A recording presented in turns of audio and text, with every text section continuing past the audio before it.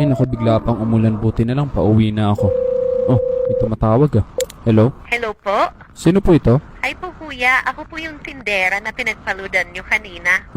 Bakit po kayo napatawag ate? May sasabihin kasi ako sa iyo kuya. Okay, sige po, ano po yun? Medyo weird to sasabihin ko kuya, wag ka sanang magagalit. Sige po, ano po ba sasabihin ninyo? Humingi kasi ako ng sign na kung sinong huling lalaki ang hahawak sa kamay ko bago umulan, yun ang magiging jowa ko. Ha? Naku ate, hindi ko naman hinahawakan yung kamay nyo. Hinawakan niyo po kuya nung nagbayad kayo kanina, nung nagpaload po kayo. Teka, alam mo, hindi ko sinasadya yun, tsaka madami naman ang bumibili dyan ah. Pero ang sign kasi kung sino ang huling makakahawak ng kamay ko at biglang uulan. Ikaw naman ang huling nakahawak ng kamay ko bago umulan eh.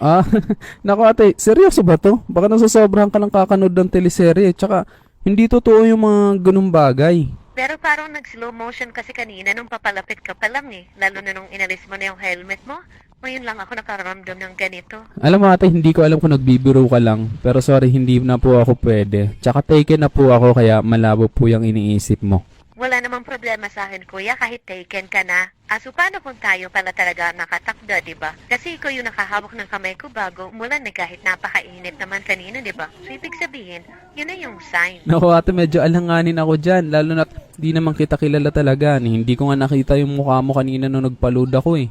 Kaya sa iba na lang po, pasensya na po talaga. Dito ka naman ata palagi dumadaan eh, kaya pwede mo na ako makita. Baka magbago ang isip mo pag makita mo ako. Alam mo kasi matagal na akong single, mga 2 years na. Kaya nanunungkot na talaga ako. 2 years? Medyo matagal-tagal na nga po ah.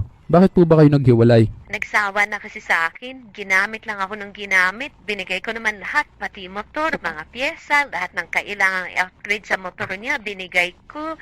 Kada nag-rides, pinapayagan ko, binibigyan ko ng panggasolina. Lahat ng gusto niya, binigay ko. Pero ayun, iniwan pa rin ako. Nakakalungkot naman pala. Ibig sabihin, user pala yung ex mo ate. Oo nga eh. Anyway, wag mo na akong tawaging ate. Annalyn na lang. Okay, sige. Annalyn pala yung pangalan mo. Pag may time ka, daan ka naman dito para mas magkakilala pa tayo. Pwede naman. Ayan, at pag kailangan mo ng load, magsabi ka lang, ililibre kita ng load. Tsaka pag nagugutom ka, daan ka lang dito sa tindahan ko anytime. Lahat pwede mong kainin dito ng libre. Ha? Ay, grabe naman. Napakabait niyo naman po pala kung ganun. Basta ikaw, kung kailangan mo pa nga ng allowance, magsabi ka na. Hindi na po, pero salamat po sa mga offer mo, Mama Annalyn. Basta ikaw, basta bumalik ka lang dito, ako bahala sa'yo, okay? Sige, salamat. Sige na, bye na. Ang lakas ng ulan, baka mapano ka pa. Ingat ka sa pagmumotor ha, madulas ang kalsada. Okay, sige, salamat. Bye. Grabe naman yun, parang napaka-desperada ata niya para magkasyota. Pero mukhang okay yung offer niya. Libre load, pati pang gas, at pwede ko pa daw kainin kahit anong paninda niya.